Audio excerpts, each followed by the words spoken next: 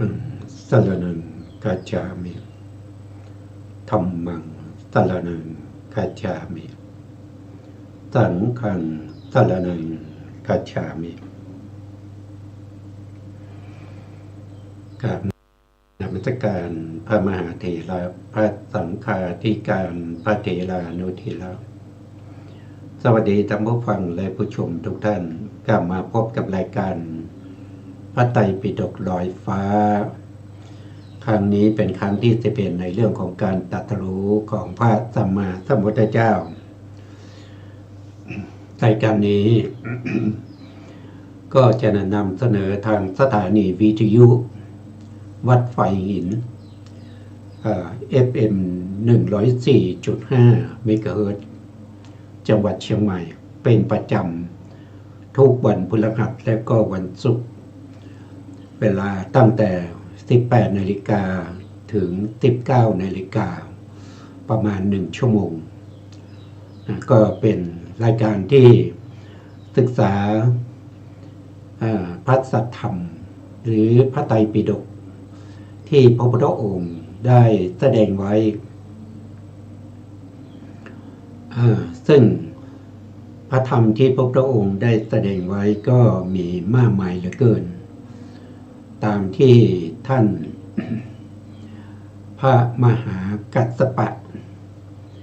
เป็นผู้ที่รวบรวมทำสังคายนาขึ้นไว้ในหลังจากที่พระพุทธองค์ปรินิพพานไปได้3 เดือนโดยมีพระอุบาลีเป็นผู้ตอบปัญหาในเรื่องของพระธรรมพระวินัยนะครับโทษทีพระวินัยพระอุบาลีปัญหาพระวินัยเพราะพระอุบาลีเป็นผู้ได้รับการแต่งตั้งจากพระสัมมาสัมพุทธเจ้าว่าเป็นภิกษุที่รู้พระวินัยมากกว่าภิกษุอื่นๆในบรรดาภิกษุของพระสัมมาสัมพุทธเจ้า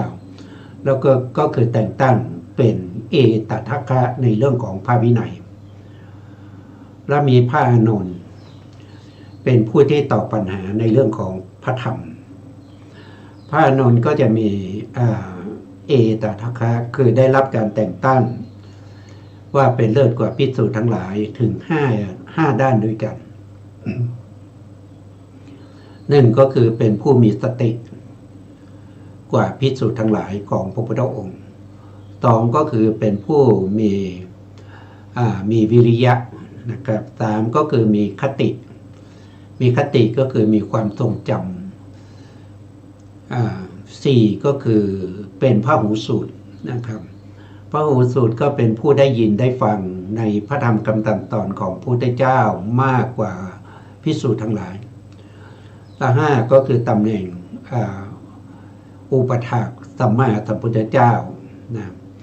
เป็นผู้เลิศกว่าภิกษุทั้งหลายในเรื่องของการดูแลพระสัมมาสัมพุทธเจ้า เป็นผู้ที่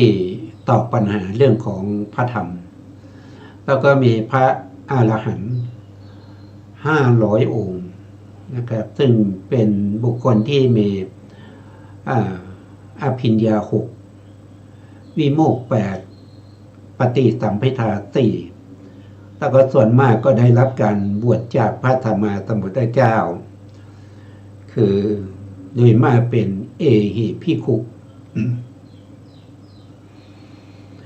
เป็นผู้ที่สวดรับรองคำตอบของพระอุบาลีแล้วก็พระอานนท์เราก็ยึดถือเอา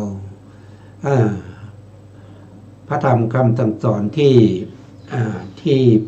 ได้รับการทำสังคายนาครั้งที่1มาจนถึงปัจจุบันนี้เราเรียกว่าเป็นเถรวาทเป็นนิกายของเถรวาทปฏิบัติตามคำสั่งสอนของพระเจ้าที่พระอรหันต์ทั้งหลายได้รวบรวมกันมาถึง 84,000 พระธรรมขันธ์นะครับที่เราได้พูดไปครั้งก่อนนะแล้วครั้งก่อนนู้นนะครับเราก็ได้ศึกษาพระสูตรนะครับอยู่สองพระสูตรด้วยกันก็คือ1ก็คือวิตกสูตรนะครับวิตกสูตรก็เป็นพระสูตรที่พระพุทธองค์ได้กำชับ ภิกษุทั้งหลาย เวลาที่จะนึกจะคิดให้คิดไม่ให้คิดนะไม่ให้คิดไปในอกุศลวิตกอันลามกว่ากามวิตกนะเช่นกามวิตกก็นึกถึงรูปสวยๆเสียงไพเราะนะกลิ่นหอมๆรสอร่อยแล้วก็การถูกต้องสัมผัสที่สบายนะไม่ให้นึกถึงพยาปาทวิตกไม่ให้ตึกไปในพยาปาทวิตกก็คือตึกไปในเรื่องของความพยาบาทนะแล้วก็ไม่ให้ตึกไปในเรื่องของวิหิงสาวิตกนะวิหิงสาวิตกก็คือตึกไปในเรื่องของการที่จะเบียดเบียนนะเบียดเบียนสัตว์ทั้งหลายนะเพราะอะไรนะพระองค์ก็ตอบว่าก็เพราะว่าการตึกเหล่านั้นมันไม่ได้เป็นประโยชน์มันไม่ได้เป็นพรหมจรรย์เบื้องต้นมันไม่ได้เป็นไปเพื่อความหน่ายเพื่อความคลายกำหนัดไม่ได้เป็นไปเพื่อความดับเพื่อความสงบเพื่อความรู้ยิ่งเพื่อความตรัสรู้เพื่อพระนิพพานถ้าไม่ให้เราตึกนะถ้าไม่ให้พระภิกษุทั้งหลายตึกแล้วพระองค์จะให้ตึกเรื่องอะไรนะพระองค์ก็ตรัสว่าถ้าเธอทั้งหลายจะตึกพึงตึกอย่างนี้ว่าหนีทุกขสมุทัยหนีทุกขนิโรธหนีทุกขนิโรธคามินีปฏิปทาข้อนั้นเพราะเหตุไรก็เพราะว่าการตึกเหล่านี้เป็นประโยชน์นะเป็นประโยชน์ต่อเธอทั้งหลาย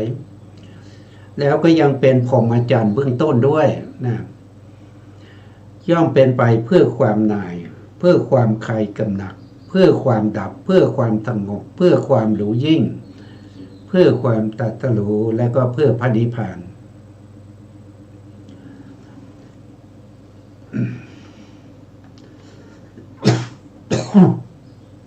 ขอโทษทีนะครับเพราะการตึกเหล่านี้มันเป็นประโยชน์นะครับเพราะฉะนั้นเธอทั้งหลาย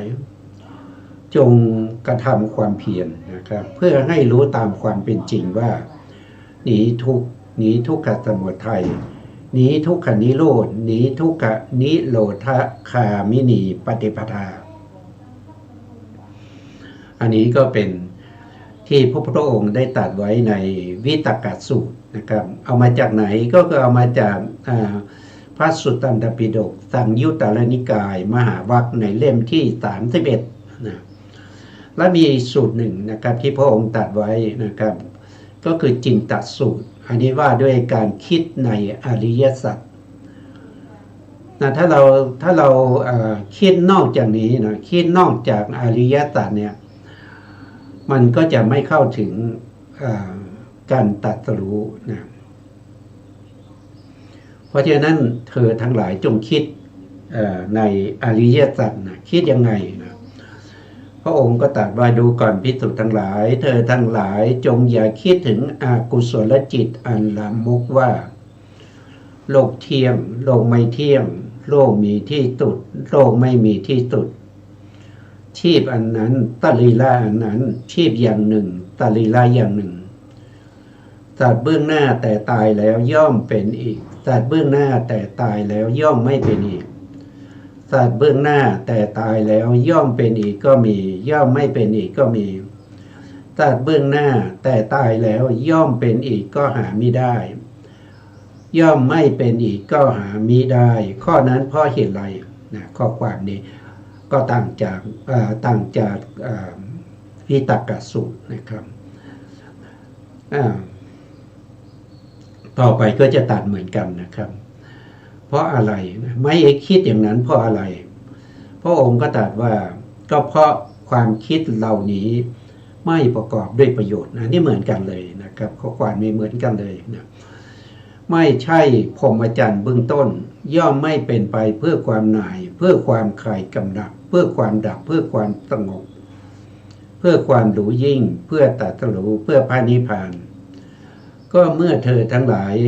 จะคิดพึงคิดอย่างนี้ว่าหนีทุกข์หนีทุกขสมุทัยหนีทุกขนิโรธหนีทุกขนิโรธคามินีปฏิปทาข้อนั้นเพราะเหตุไรนะทำไม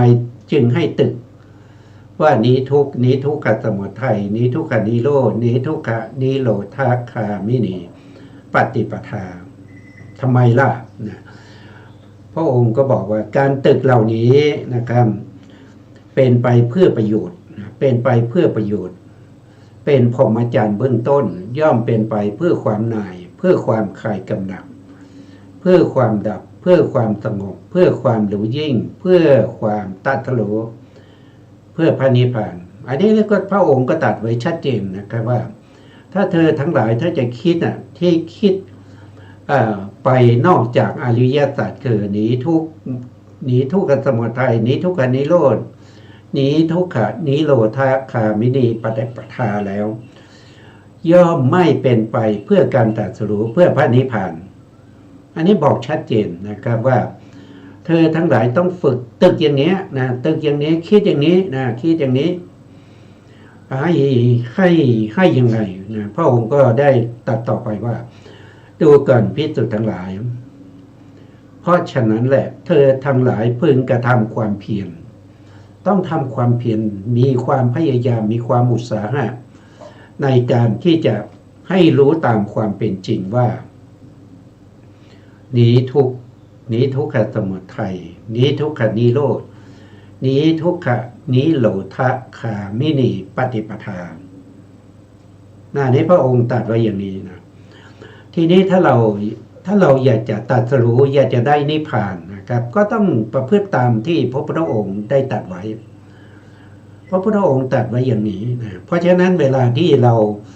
คิดถึงอะไรเราก็ต้องส่งข้อลงในอริยสัจสี่นะครับเราตึกยังไงเราจะตึกไปในเรื่องของรูปเสียงกลิ่นรสหรือจะตึกตามที่พระพุทธองค์ได้แสดงไว้คือตึกไปในเรื่องของอริยสัจสี่ก็ตึกไปให้สิ่งเหล่านี้ที่เป็นอุปทานขันธ์ห้านั้นว่าเป็นทุกข์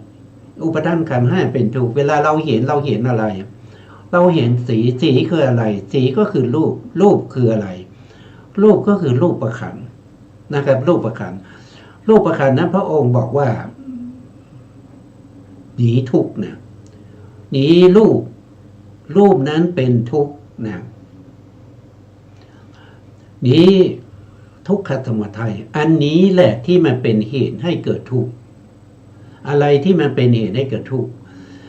ก็คือความยินดีพอใจที่เข้าไปติดในสิ่งที่เราเห็นเนี่ยสิ่งที่เราเห็นมันคือรูปนะครับมันคือสีเราไปยินดีติดใจในสีเพราะฉะนั้นมันจึงเป็นทุกขสมุทัยแล้วทุกขานิโรธคืออะไรทุกขานิโรธนะครับก็คือความไม่เป็นไปของสีแล้วก็ทุกขสมุทัยก็คือความไม่เข้าไปยินดีในสีคือความดับของสีและความดับของสิ่งที่เราเข้าไปยินดีในสีนั้นอยู่ตรงไหนตรงนั้นแหละคือทุกขนิโรธคือได้แก่นิพพานแล้วเราจะเข้าถึงทุกขนิโรธได้ยังไงก็มีข้อปฏิบัตินั้นก็คือทุกขนิโรธคามินีปฏิปทาทุกขนิโรธคามินีปฏิปทาคืออะไรก็คือข้อปฏิบัติให้ถึงความดับทุกข์แล้วข้อปฏิบัติให้ถึงความดับทุกข์ได้ปฏิบัติยังไงก็ให้ปฏิบัติตามอริยมรรคมีองค์8ได้แก่สัมมาทิฏฐิสัมมาสังกัปปะสัมมาวาจาสัมมากัมมันตะสัมมาอาชีวะสัมมาวายามะสัมมาสติสัมมาสมาธิอันนี้คือข้อปฏิบัติที่ให้ถึงทุกขนิโรธคือ คือข้อปฏิบัติทางสายกลางมัชฌิมาปฏิปทาแล้วเราจะปฏิบัติยังไงท่านก็บอกท่านก็แสดงไว้ในในธรรมจักรปวัตนสูตรนะครับว่าสัมมาทิฏฐิคืออะไรสัมมาทิฏฐิคือความรู้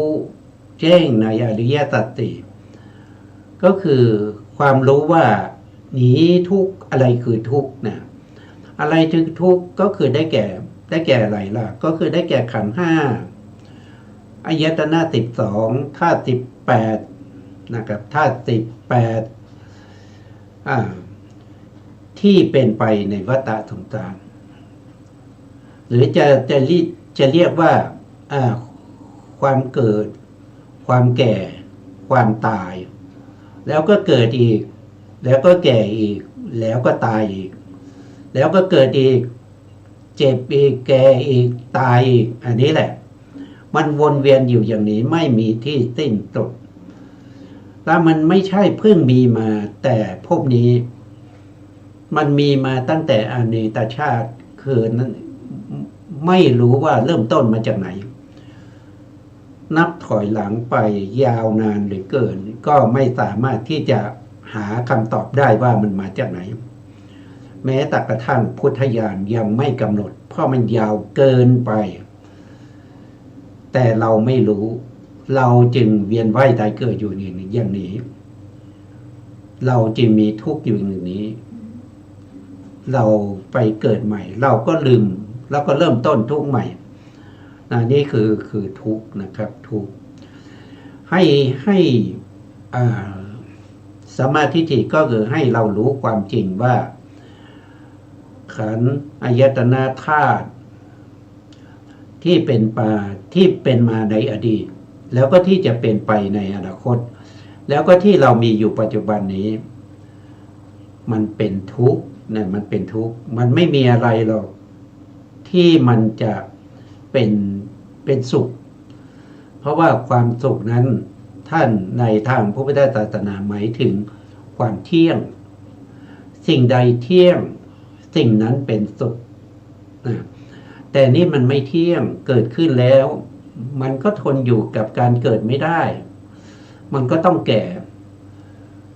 แล้วมันก็ต้องเจ็บแล้วมันก็ต้องตายทนอยู่ในสภาพเดิมไม่ได้แม้กระทั่งความสุขนะครับความสุขที่เราเห็นแล้วสิ่งสวยๆงามๆแล้วก็มีความสุขใจความสุขเหล่านั้นจะทนอยู่ในความสุขตลอดไปได้ไหมมันไม่ได้นะ5 นาทีสุข5 นาทีเดี๋ยวก็เฉยๆไม่นานก็เป็นทุกข์หรือว่าสุขวันนี้พรุ่งนี้ก็เป็นทุกข์หรือว่าสุขในสัปดาห์นี้สัปดาห์หน้าก็เป็นทุกข์หรือว่าสุขในเดือนนี้เดือนหน้าก็เป็นทุกข์หรือว่าสุขในปีนี้ปีหน้าก็เป็นทุกข์แต่ทั้งหมดทั้งมวลนั้นความสุขที่เราได้รับนั้นมันเป็นความสุขเพียงเล็กน้อยนิดๆหน่อยๆแต่ความเปลี่ยนแปลงที่มีการเกิดมีการแก่มีการเจ็บมีการตายมีมาแล้วนับไม่ถ้วนแล้วก็จะเป็นไปอย่างนี้อีกไม่รู้จะไปจบสิ้นอยู่ที่ไหนเพราะว่าความสุขที่เรามีนั้นพระพุทธองค์ตรัสว่ามันเป็นความสุขเล็กน้อยมันไม่ใช่ความสุขที่เราจะต้องแสวงหามันเป็นของไม่เที่ยงมันเป็นทุกข์มันนิดๆหน่อยๆมันไม่คุ้มค่าความสุขในกามนั้นพระองค์ตรัสเหมือนกับชิ้นเนื้อคือเนื้อที่นกนะครับนกได้ชิ้นเนื้อนะครับแล้วก็คาบเอาชิ้นเนื้อบินไปนะอีกาหรือว่านกกระทุมหรือว่านกอะไรก็ตามนะครับได้ชิ้นเนื้อแล้วก็คาบเอาชิ้นเนื้อไปนกอื่นๆเห็นอย่างนั้นก็อยากจะได้ชิ้นเนื้อนั้นเหมือนกันนะครับก็เข้ามาแย่งนะครับเข้ามาแย่งมาจิกมาตีนะครับนกที่คาบชิ้นเนื้อนั้นต้องเจ็บนะต้องเจ็บเพราะตัวเองคาบชิ้นเนื้ออยู่ เมื่อไม่อยากให้เจ็บนกนั้นก็เลยปล่อยฉินเหนือนะครับปล่อยฉินเหนือไปนกอีกตัวหนึ่งก็ฆ่าบนฉินเหนือนั้นไปอีกเสร็จแล้วนกอื่นก็ตามจิกนะตามจิกตามตีถามว่านกที่คาบฉินเหนือไปนั้นมันมีความสุขแค่ไหนมันมีความสุขแค่ตอนที่ได้ฉินเหนือแต่พอได้ฉินเหนือแล้วก็ถูกนกอื่นนะครับมาจิกมาตีมันจะเป็นสุขที่ไหนจำเป็นต้องปล่อยมันไม่คุ้มค่ากับการเจ็บตัวเพราะฉะนั้นพระองค์ก็อุปมาว่าความสุขนั้นมันคือได้ฉินเหนือตอนที่ได้นะมันมีสุขแต่ได้แล้วกำลังฆ่าไปก็ถูกตีถูกจิกมันก็ไม่มีความสุขมันจะสุขได้ยังไงมันเจ็บตัวนะอุปมาต่อไปพระองค์ก็ตรัสว่ามันเหมือนกับร่างกระดูกนะครับความสุขเนี่ยมันเหมือนกับร่างกระดูกคือมีหมานะมีสุนัขจรจัดตัวหนึ่งนะครับที่หิวโซแล้วก็เข้าไปที่เขียงของในโคฆ่าหรือผู้ฆ่าโคนะครับเพื่อหวังจะได้ชิ้นเนื้อนะครับทีนี้ในโคฆ่าหรือลูกมือของในโคฆ่านั้นเป็นผู้ฉลาดก็เอากระดูกที่เอาเนื้อออกหมดนะครับเหลือแต่เลือดติดกับกระดูกโยนไปให้สุนัขนะสุนัขก็ได้กระดูกก็นอนแทะกระดูกถามว่าสุนัขนั้นจะอิ่มเพราะการแทะกระดูกนั้นหรือเปล่าไม่อิ่มนะถึงแม้หิวนะได้กินแต่น้ำลายของตัวเองที่ฉับทากระดูกนะครับอันนี้ก็แสดงให้เห็นว่าความสุขนะมันอิ่มไม่ได้หรอกนะมันไม่อิ่มหรอกนะครับมันไม่อิ่มนะแต่มันมีทุกข์มากนะครับแทะไปแทะมาฟันสุนัขก็จะหลุดได้นะนี่แหละอิ่มก็ไม่อิ่มความอิ่มนั้นเป็นความสุขแต่มันไม่อิ่มด้วยการแทะกระดูกนะหรืออุปมาเหมือนกับคบเพลิงหญ้านะครับชายคนหนึ่งเอาหญ้ามาทำเป็นคบเพลิงแล้วก็จุดเพื่อจะส่องแสงสว่างแต่เดินไปทวนลมถามว่าชายคนนั้นถ้าไม่ปล่อยคบเพลิงหญ้านั้นชายคนนั้นจะเป็นยังไงก็ถูกไฟเผานั่นเองนะครับเพราะฉะนั้นการทั้งหลายก็เหมือนกับคบเพลิงหญ้านะครับมันมีความสุขน้อยนะแสงสว่างที่ส่องไปพอจะเห็นหนทางบ้างนะแต่มันไปไม่ถึงปลายทางนะครับจำเป็นต้องปล่อยเพราะว่ามันจะไฟที่คบเพลิงหญ้ามันจะเผานะชายคนนั้นได้รับความทุกข์ปางตายนะครับหรือเหมือนกับกู้หนี้เข้ามาแล้วก็เจ้าหนี้มาทวงหนี้นะครับใครที่เป็นหนี้ถ้าก็ไม่มีจะใช้เจ้าหนี้ก็มาทวงทุกเช้าทุกเย็นนะครับมาทวงแล้วไม่มีให้เขาก็ด่าเขาก็ว่าเขาก็ตีมันเป็นความสุขที่ไหนนะมันสุขนิดเดียวนะมันไม่ได้สุขแท้จริงนะครับมีอุปมาหลายอย่างนะที่พระองค์ได้แสดงไว้นะอันนี้ก็เป็นตัวอย่างที่ยกให้ฟังนะครับว่ากามทั้งหลายเนี่ยมันเป็นความสุขก็จริงนะแต่มันเป็นความสุขเล็กน้อยมันไม่คุ้มค่าที่เราจะต้องมาติดอยู่กับความสุขเล็กน้อยนั้นโดยเต็มไปด้วยความทุกข์นะเพราะฉะนั้นพระองค์จึงตรัสว่าดูก่อนภิกษุทั้งหลายเพราะฉะนั้นแหละเธอทั้งหลายพึงทำความเพียรเพื่อให้รู้ตามความจริงก็คือให้มีความขยันหมั่นเพียรในการศึกษาเล่าเรียนถึงเรื่องของทุกข์เพื่อให้รู้ตามความเป็นจริงว่ามันเป็นทุกข์ยังไงมันคือทุกข์ยังไงนะครับแล้วมันเป็นเหตุให้เกิดทุกข์ยังไงนะครับมันเป็นที่ดับทุกข์ยังไงแล้วข้อปฏิบัติให้ถึงที่ดับทุกข์มันคืออะไรอริยสัจสี่คือข้อปฏิบัติที่จะให้ถึงนิพพาน นะครับข้อปฏิบัติก็อยู่ในข้อสุดท้ายนะถ้ามีคนมาถามว่าเราทั้งหลายเนี่ยในอริยสัจสี่เนี่ยเรามีอะไรบ้างในอริยสัจสี่จะตอบเขาว่ายังไงทุกเรามีไหมมีนะทุกเรามีก็อะไรเป็นทุกข์ละก็ร่างกายของเราความเวทนาของเราสัญญาของเราสังขารของเราวิญญาณของเราที่มันประชุมปรุงกันขึ้นมาเป็นบุคคลเป็นสัตว์เป็นบุคคลมาเป็นเราเนี่ยอันนั้นแหละมันคือตัวทุกข์แหละมันคือตัวทุกข์นะครับมันเป็นตัวทุกข์แล้วก็ตัวที่เป็นเหตุให้มีสิ่งเหล่านี้นะให้มีกรรมชรูปแล้วก็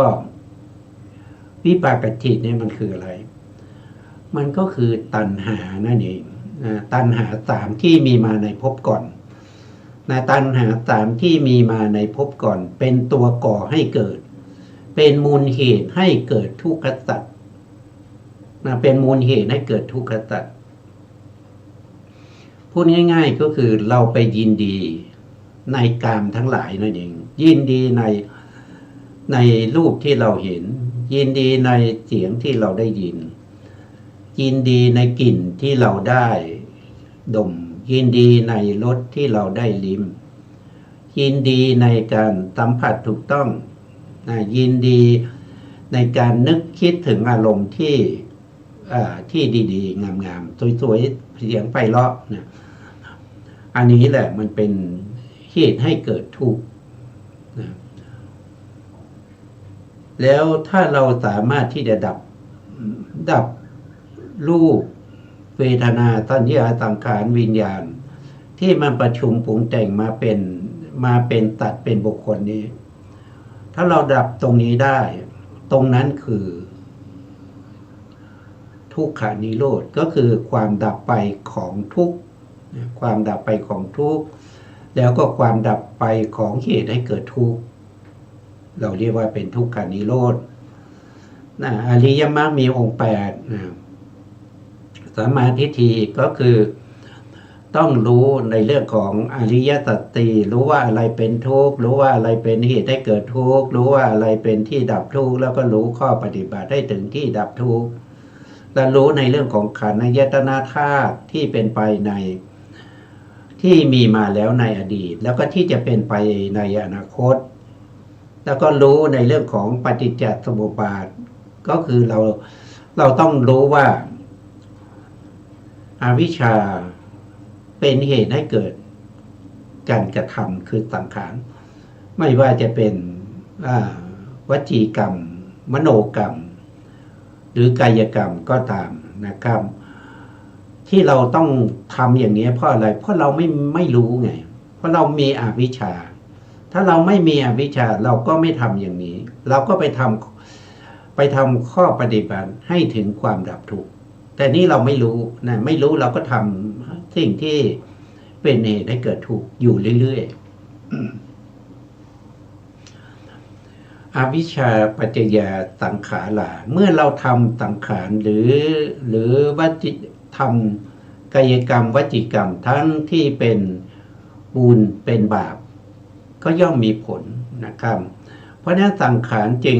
เป็นเหตุให้เกิดวิญญาณวิญญาณคืออะไรวิญญาณก็คือปฏิสนธิจิตที่เกิดขึ้นครั้งแรกในภพใดภพหนึ่งพร้อมกับกรรมชรูปที่มันเกิดขึ้นครั้งแรกนั่นแหละเราเรียกว่าเป็นวิญญาณนะครับเป็นตัวจิตนะเป็นวิญญาณทีนี้พอมีวิญญาณมันก็เป็นปัจจัยให้เกิดนามรูปก็เกิดได้แก่สภาพธรรมที่ประกอบกับวิญญาณในจิตนั้นคือเจตสิกแล้วก็รูปก็คือได้แก่ปฏิสนธิกรรมชรูปเพราะฉะนั้นจึงชื่อว่าวิญญาณปัจจยานามะรูปังวิญญาณเป็นเหตุเป็นปัจจัยให้เกิดนามและรูปก็คือเจตสิกและกรรมชรูปนามะรูปังปัจจยตลายตนะพอมีนามรูปขึ้นมาก็ต้องมีตาหูจมูกลิ้นกายใจนะตาหูจมูกลิ้นกายใจตรงนี้ก็เป็นที่ประชุมนะเป็นที่ประชุม อย่างเช่นตากับรูปนะครับอาศัยตากับรูปจึงเกิดจักขุวิญญาณธรรมะสามอย่างประชุมกันเป็นผัสสะผัสสะเป็นปัจจัยจึงเกิดเวทนาเวทนาเป็นปัจจัยจึงเกิดตัณหา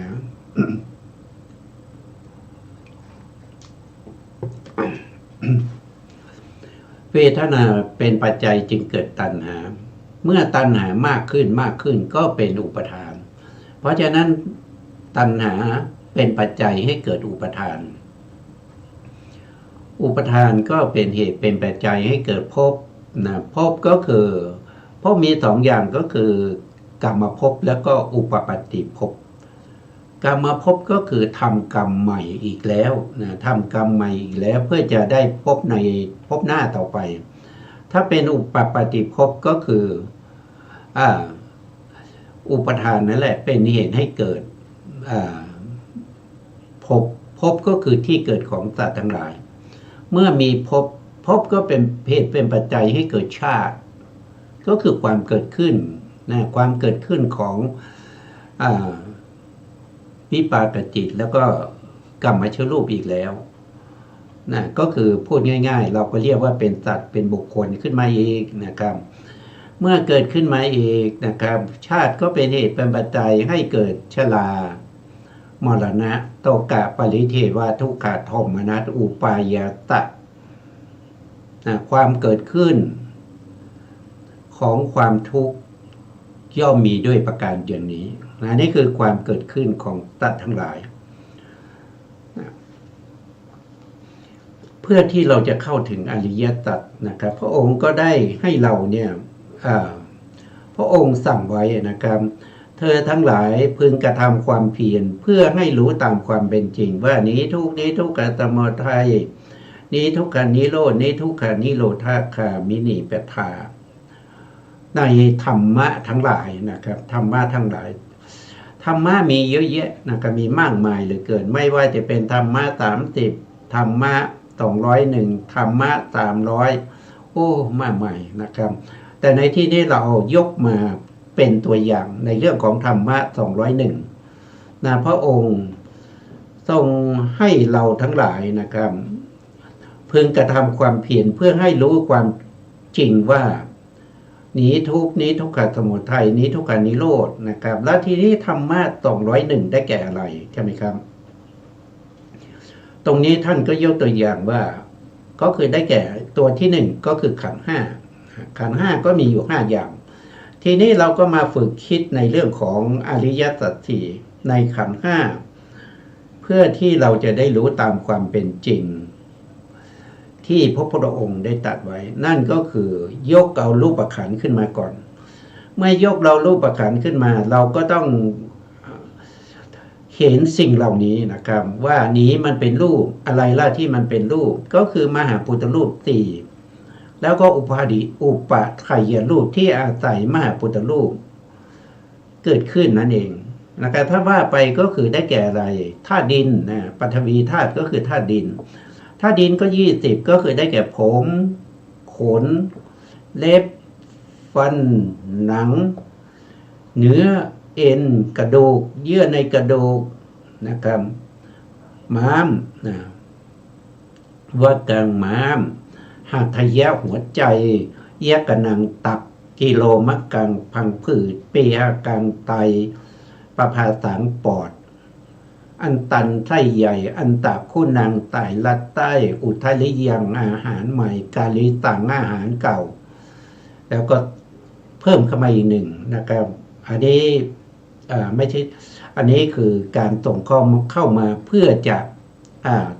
ทำให้ธาตุดินนั้นมี20ก็คือได้แก่มันสมองนั่นเองนะครับปกติแล้วพระองค์ได้แสดงไว้รวมอยู่ในน้ำมันไขเขาเรียกว่าเป็นเยื่อในกระดูกนะครับก็ส่งข้อเอามันสมองอยู่ในเยื่อในกระดูกแต่เพื่อให้ผู้ปฏิบัติได้ ได้จำได้ง่ายๆก็คือธาตุดิน20ก็ดึงเอามันสมองออกมามัดเกมัดทะลุงขังออกมาเป็นธาตุดิน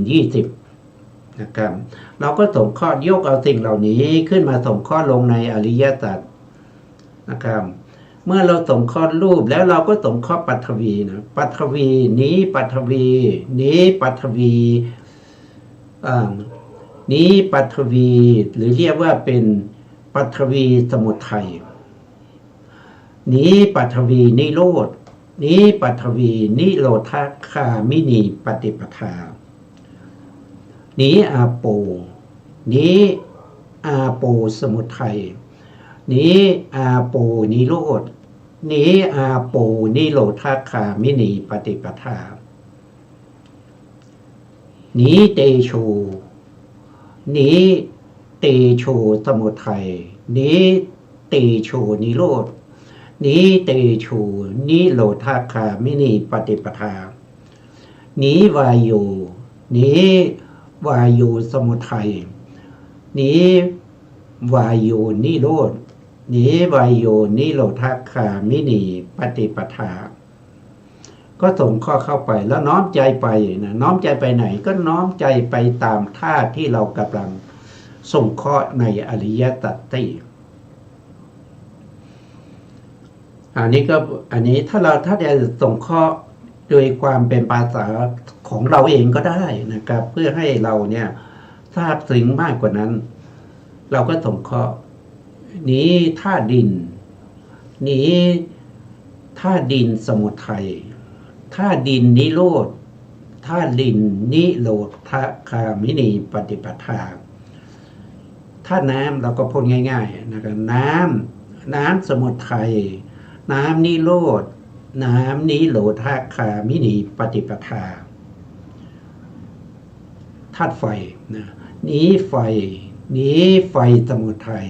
นี้ไฟนิโรธนี้ไฟนิโรธคามินีปฏิปทาถ้าธาตุลมนี้ลมนี้ลมสมุทัยนี้ลมนิโรธนี้ลมนิโรธคามินีปฏิปทานี่เราก็ส่งข้อไปอย่างนี้ดีกว่าเราไปตึกว่าอันนี้โลกเที่ยงโลกไม่เที่ยงโลกมีที่สุดโลกไม่มีที่สุดชีพอันนี้ตรีละก็อันนี้ชีพอันหนึ่งตรีละอันหนึ่งตัดทั้งหลายตายไปแล้วย่อมเกิดอีกตัดทั้งหลายตายไปแล้วย่อมไม่เกิดอีกตัดทั้งหลายตายไปแล้วย่อมเกิดอีกก็หาไม่ได้ย่อมไม่เกิดอีกก็หาไม่ได้อย่างเนี้ยมันไม่ได้มีประโยชน์อะไรแต่ถ้าเรามาตึกในเรื่องอริยสัจสี่เป็นการฝึกให้เรารู้แจ้งในเรื่องอริยสัจสี่เห็นว่าสิ่งเหล่านี้มันเป็นรูปเป็นที่ประชุมรวมกันของรูปที่เป็นมหาพุทธรูปได้แก่ปัทวีธาตุคือธาตุดินอาโปธาตุคือธาตุน้ำวายโยธาตุคือธาตุลมเตโชธาตุคือธาตุไฟอย่างนี้แล้วก็นำมาส่งข้อลงในอริยสัจเนี่ยนะเราก็จะเห็นอริยสัจโดยลางๆนะโดยคร่าวๆเพื่อที่เราจะฝึกฝนจิตของเราให้รู้ตามความเป็นจริงว่านี้ทุกขสมุทัยนี้ทุกขนิโรธนี้ทุกขนิโรธคามินีปฏิปทาก็เพราะว่าปฐวีธาตุนั้นมันเป็นทุกข์มันเป็นทุกข์อ่ะใช่ไหมครับธาตุดินมันเป็นทุกข์ธาตุน้ำเป็นทุกข์ธาตุไฟเป็นทุกข์ธาตุลมเป็นทุกข์อ่ะเราก็เห็นว่าสิ่งเหล่านี้มันเป็นทุกข์แล้วหลังจากนั้นเราก็ดูว่าสิ่งที่มาอาศัยธาตุมหาพุทธรูปเนี่ยเกิดขึ้นเนี่ยได้แก่อะไรที่อาศัยธาตุดินธาตุน้ำธาตุลมธาตุไฟเกิดขึ้นคืออะไรในร่างกายของเราก็จะเห็นได้ว่าตานี่มันอาศัยมหาพุทธรูปใช่ไหมครับตานี้เรียกว่าอะไรก็คือเรียกว่าจักขุนะครับเรียกว่าจักขุประสาทอย่างเงี้ยหูนะครับหูก็คือโสตประสาทนะครับประสาทจมูกก็เรียกว่าคานาประสาทประสาทลิ้นก็เรียกว่าชิวหประสาทประสาทที่อยู่ทั่วไปในร่างกาย เขาเรียกว่าเป็นกายปัสสะนี่ก็เป็นอะไรก็เป็นธาตุที่อาศัยมหาพุทธรูปคืออาศัยธาตุดินธาตุน้ำธาตุลมธาตุไฟเกิดขึ้นแล้วทีนี้ธาตุดินธาตุน้ำธาตุลมธาตุไฟเหล่านั้นมันเที่ยงไหมล่ะมันเที่ยงไหมเกิดมาแล้วมันตั้งอยู่อย่างนั้นตลอดไปไหมมันเป็นไปไม่ได้เกิดขึ้นมาตั้งแต่อยู่ในครรภ์นะครับก็เปลี่ยนแปลงอยู่เรื่อยๆนะครับตอนแรกก็เป็นกาลละนะครับเป็นกาลละเป็นน้ำนะเป็นน้ำเป็นสิ่งเล็กน้อยเป็นอสุจินะครับที่อยู่ในครรภ์นะผสมกันก็เป็นไข่ที่ได้รับการผสมแล้วก็มาแตกเป็นปัญจสาขาเป็นอะไรต่างๆพัฒนามาจนได้คลอดออกมาเป็นทารกมันเหมือนเดิมไหมมันไม่ได้เหมือนเดิมนะครับทารกที่คลอดมากับทารกในท้องเนี่ยมันเรียกว่าเป็นทารกไหมมันก็ไม่ได้เรียกนะมันก็ไม่ได้เรียกนะตั้งแต่พัฒนาตั้งแต่มีปฏิสนธิจิตมาอาศัยเกิดในครรภ์มาจนถึงคลอดออกมามันไม่ได้เหมือนเดิมเลยนะครับจากทารกก็เป็นเด็กก็เป็นวัยรุ่นก็เป็นหนุ่มเป็นสาวเป็นคนมีอายุขึ้นมาเรื่อยๆอย่างนี้มันเหมือนกันไหมมันไม่เหมือนกันนะมันไม่เที่ยงอย่างนี้แต่เขาเรียกว่ามันเป็นทุกข์มันเป็นทุกข์นะครับให้เราพิจารณาว่าสิ่งเหล่านี้นะมันไม่เที่ยงคือมันไม่มีสาระแห่งความเที่ยงเลยเขาเรียกว่าสาระมันไม่มีนิจจสาระพอมันไม่มีนิจจสาระสิ่งใดที่มันไม่เที่ยงเราจะถือว่ามันเป็นสุขไหมเราจะเรียกว่ามันเป็นสุขได้ไหมมีใครบ้างที่จะไปยึดถือเอาสิ่งที่มันไม่เที่ยงมีการแตกดับสลายไปเปลี่ยนแปลงไปเรื่อยๆเนี่ยเป็นเรามีไหมไม่มีนะครับถ้าเราอยากจะเรียกว่าเป็นเรามันก็ต้องเที่ยงเราต้องต่างมันได้นะต่างมันได้ว่าคุณตอนนี้คุณเป็นหนุ่มเป็นสาวอย่าแก่นะอย่าแก่นะรูปอย่าแก่นะหนังอย่าหิวนะผมอย่างงอกนะฟันอย่าหักนะก็ไม่ได้มันก็เปลี่ยนแปลงไปมันเชื่อเราหรือเปล่ามันฟังเราหรือเปล่าเราสั่งมันได้ไหมไม่ได้เลยบังคับบัญชามันไม่ได้อย่างนี้แหละมันจึงเป็นทุกข์ไงมันจึงเป็นทุกข์แต่เราไม่รู้นะเพราะเรามีอวิชชาปกปิดเอาไว้เมื่อเรามีอวิชชาปกปิดไว้ก็เกิดความยินดีเพราะตัวตัณหามันจะเข้าไปยินดีในสิ่งที่อวิชชาปกปิดอวิชชาชักท่าไว้นั่นมันเราจึงไม่รู้ว่านี้ทุกขสมุทัยนี้ทุกขนิโรธนี้ทุกขนิโรธกามินีปฏิปทาเราไม่รู้เพราะเรามีอวิชชาแต่ตอนนี้พระองค์ให้เราฝึกให้เราพยายามที่จะทำความรู้ในอริยสัจสี่ทำความรู้ในเรื่องของทุกข์ให้เห็นชัดเจนด้วยการมาฝึกคิดมาฝึกตึกนึกถึงอริยสัจสี่เหล่านี้เมื่อเราเห็นแล้วว่ามหาพุทธโลกคือธาตุดินปฐวีธาตุน้ำอโปธาตุ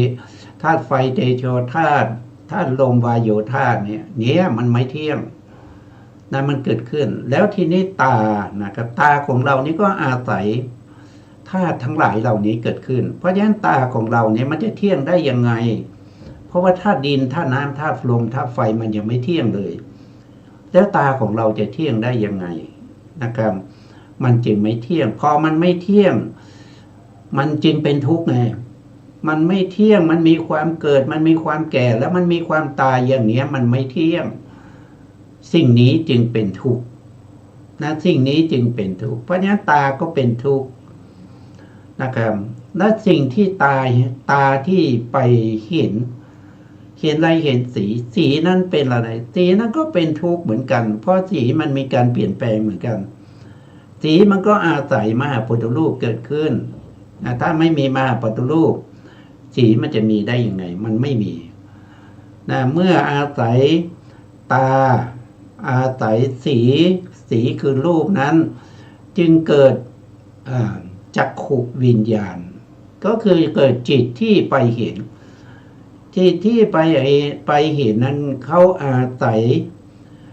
จักขุประสาทเกิดนะครับจักขุประสาทเกิดขึ้นมีจิตที่มาอาศัยจักขุประสาทเกิดขึ้นแล้วก็ไปรู้รูปารมณ์ไปรู้รูปารมณ์พอรู้รูปารมณ์แล้วมันก็ดับไป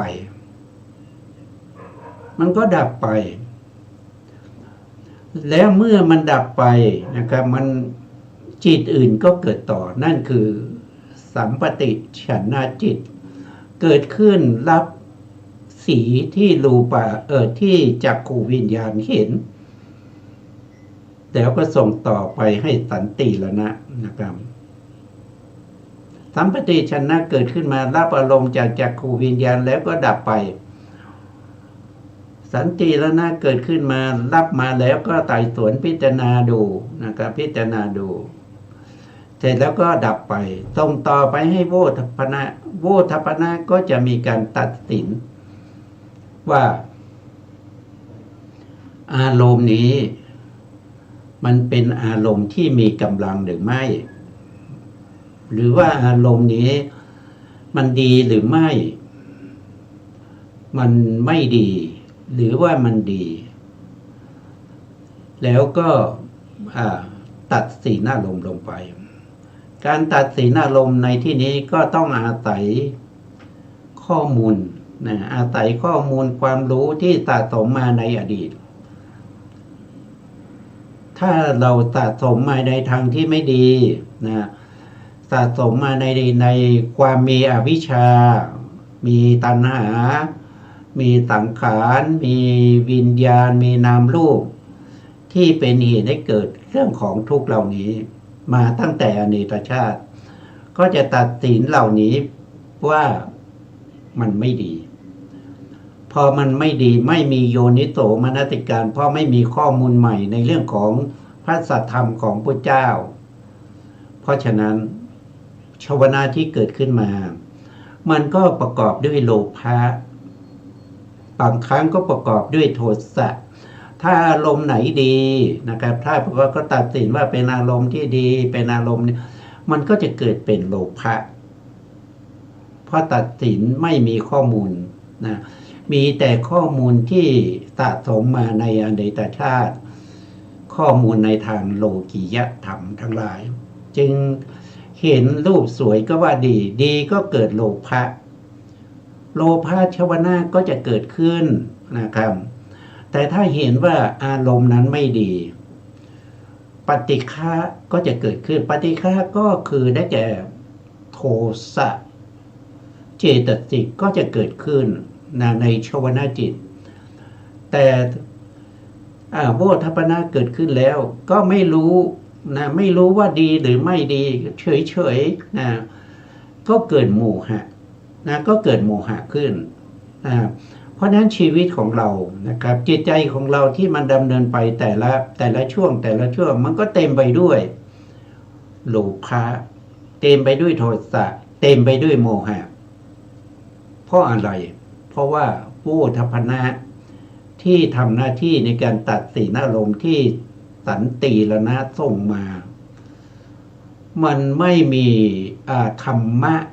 ของพระสัมมาสัมพุทธเจ้าเป็นข้อมูลเลยมันมีแต่อธรรมทั้งหลายที่ได้สะสมมาด้วยความเคยชินตั้งแต่อดีตชาติจึงตัดสินไปให้ชวนาจิตทั้งหลายเหล่านั้นเป็นชวนาที่เป็นอกุศลจิตเมื่ออกุศลจิตมากขึ้นบริบูรณ์เพิ่มพูนมากขึ้นเรื่อยๆนะครับก็มีการทำกรรมแล้วก็มีการทำกรรมเป็นวจีกรรมนะครับร่วมมาทางวาจาก็เป็นวจีกรรมวจีกรรมนั้นก็เป็นวจีทุจริตนะครับถ้าล่วงออกมาทางกายก็เรียกว่าเป็นกายทุจริตแล้วจะไปไหนผลก็คือต้องไปเกิดทีนี้ถ้ามันเป็นอกุศลแล้วไปเกิดที่ไหนล่ะก็ไปเกิดในอบายก็ไปเกิดในอบายเ กิดเป็นเดรัจฉานบ้าง เป็นเปรตบ้าง เป็นอสุรกายบ้าง เป็นสัตว์นรกบ้าง แล้วแต่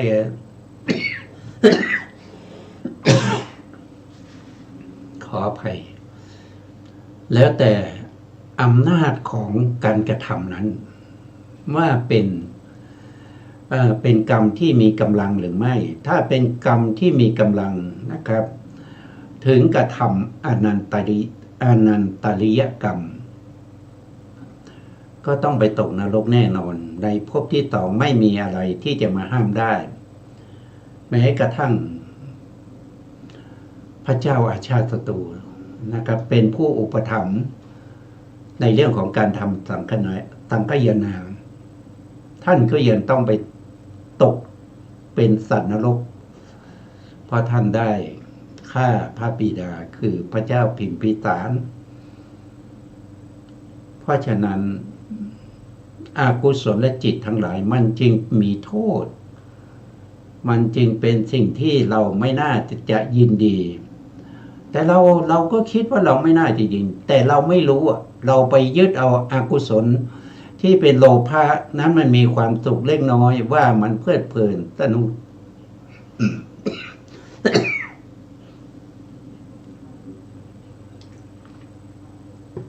มันเพลิดเพลินสนุกสนานนะครับ โดยไม่รู้ว่ามันมีผลนะมันมีผลก็คือไปเกิดในอบาย บางครั้งก็เป็นกุศลใช่ไหมครับบางครั้งก็เป็นกุศลบางครั้งก็เป็นอกุศลถ้าเป็นกุศลล่ะถ้าเป็นกุศลก็ได้เกิดเป็นมนุษย์นะครับเกิดเป็นมนุษย์บ้างเทวดาบ้างตามสมควรแก่กรรมนั้นเมื่อเกิดขึ้นมาแล้วก็ต้องมีความแก่ความเจ็บความตายมันจะพ้นไปได้ยังไงจากวัฏสงสารนี้ทั้งเป็นมนุษย์เป็นเทวดาเป็นพรหมเป็นเดรัจฉานเป็นเปรตเป็นอสุรกาย